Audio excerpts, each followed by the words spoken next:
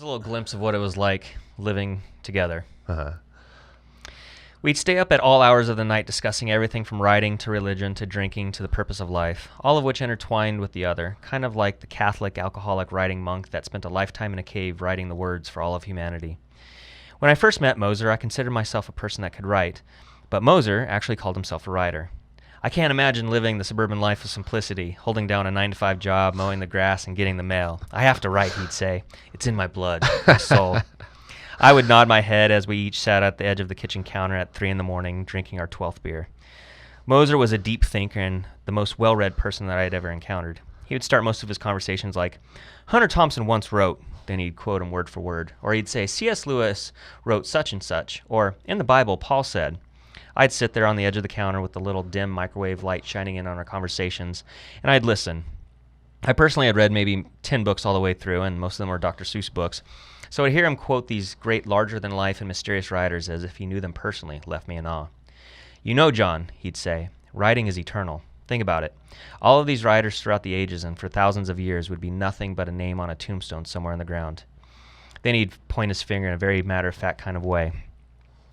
But their words, ah yes, their words have lived forever. Shakespeare would just be another box of bones in a graveyard. But because of his words, he lives every day in so many people's minds and souls. Ah yes, writing is eternal. I'd nod my head and listen. Then I'd say the most wise thing that I can think of. Something like, I've got to pee. Want another beer? Nah, he'd say, it's time for the whiskey. Then I'd make my way to the bathroom, and he'd make his way to the porch, where he'd pee off of it and into the neighbor's yard, while he smoked a cigarette and stared poetically at the silent moon rising above the eastern Bakersfield Mountains. Funny thing is, I gotta go mow my lawn in the suburbs. As soon as I get back. Yeah, 21-year-old Moser would punch 38-year-old Moser in the face. Oh yeah, he would not be. Yeah, he would. He might understand. Probably not. Well, so people understand who you were at 21. You were philosophical, political, a little bit of Rage Against the Machine, anti-establishment. You had the heart of a 21-year-old man. Sure. Yeah. Well, and you don't have to be pragmatic when you're that age. You don't have a kid. You don't have a mortgage.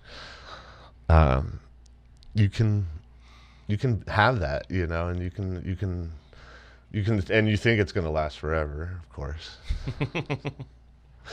And clearly it doesn't, and for different reasons. And yeah, you're absolutely right. I mean, I think my young man self would look at myself now and say, "Man, look at him, combed his hair today.